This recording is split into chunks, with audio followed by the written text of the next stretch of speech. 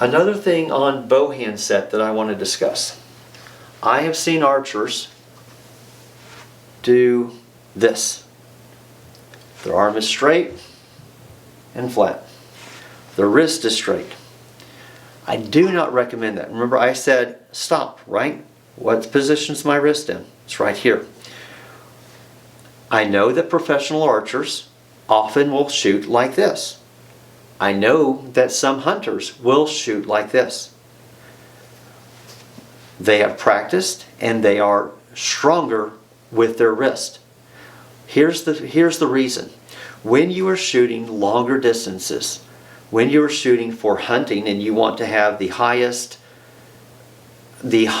to maximize the amount of force and energy going into the arrow, either for the distance or for penetration, okay, into your target.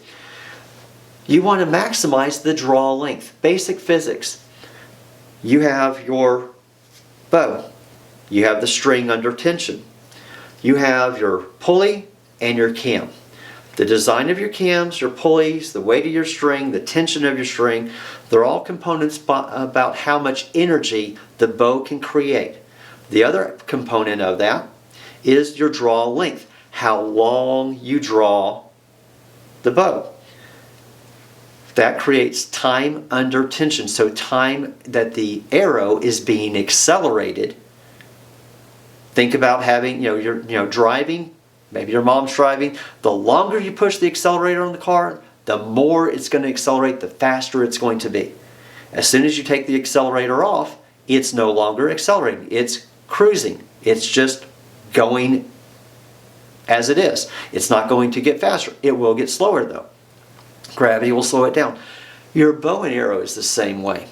The longer the time the arrow is under tension, with the greater amount of force of tension, then the faster that arrow is going to be accelerated, and when it leaves the bow, it will be traveling faster. What does that mean?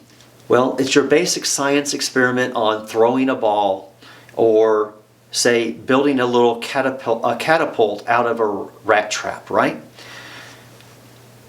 How far does that ball go with the same amount of force being applied in the same distance, lever, arm movement, okay? Those are the questions. That's what it is how far it will go. So if I throw a ball with a lower amount of force, it will travel a shorter distance. It will reach its maximum arc and then drop back down in a shorter distance than if I throw it with more force, thus getting the ball further. Same thing with the bow.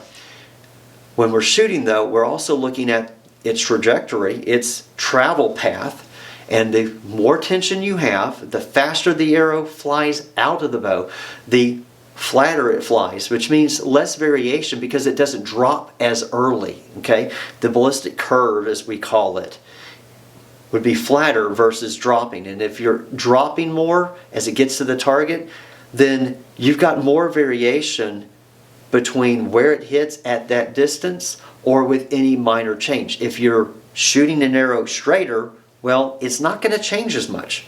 So if you're shooting that arrow faster, that's the benefit of shooting faster, is that your target is going to hit your target more consistently because you're still in that flat part of the flight.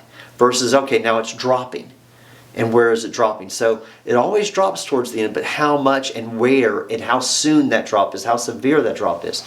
So shorter arm lengths and lower bow tension.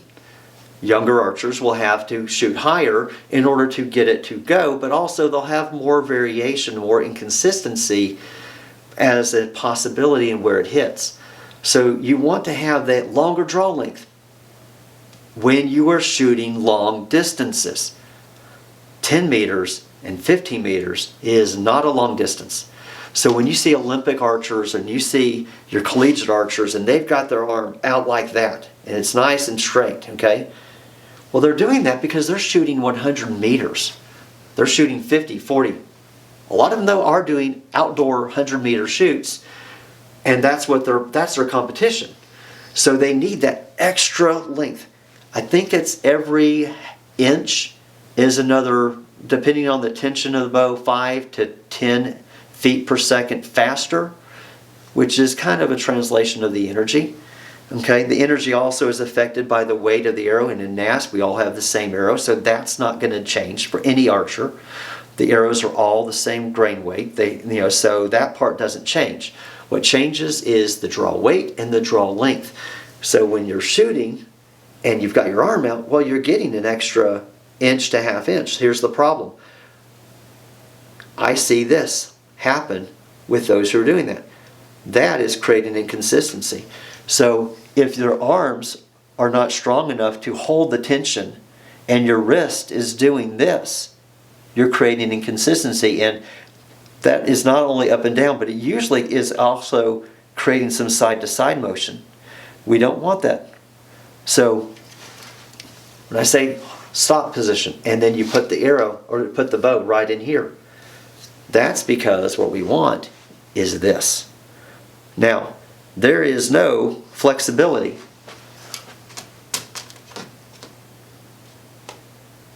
If I've pulled my hand back like this, I have no, there's no flexibility because I've taken this joint out of the picture. I've placed it here. I've locked the bow straight back against here. The bow straight back against here, and now I don't have a wrist that's being flexible and moving. So now I've removed inconsistency by bringing that arm back, locking that wrist in position. There's no, that wrist isn't moving. Okay, I think I've done that one enough. So don't shoot like this. Okay, yes, that gets a little bit of distance. If you look from here to here, maybe a half inch on most of our youth, if that, quarter inch. You're not getting a great improvement, and you're creating a huge amount of inconsistency.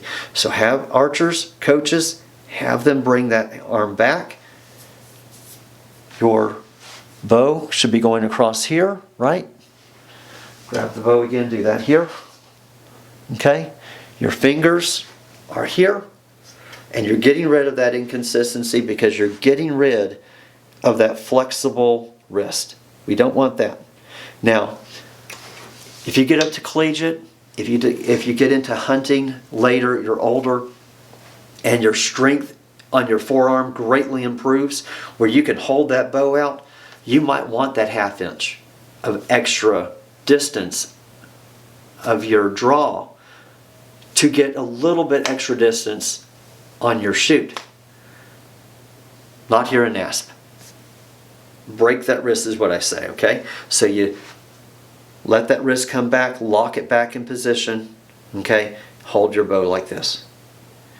Will make a huge difference. I've had several archers that have made that adjustment, and they have tightened up their group instantly. I mean, going from a 1 foot grouping to a 6-inch grouping instantly, just with that one change. So make sure that is covered. Make sure you're not doing that. Change that. I know a lot of people don't like change. If you've been shooting for a while and you've been doing that, if you have any flexibility in that wrist when you're holding, whether, from holding it to I take the shot and now it flexes, every bit of that is bad for your shooting. Lock it back. That makes a difference. Thank you.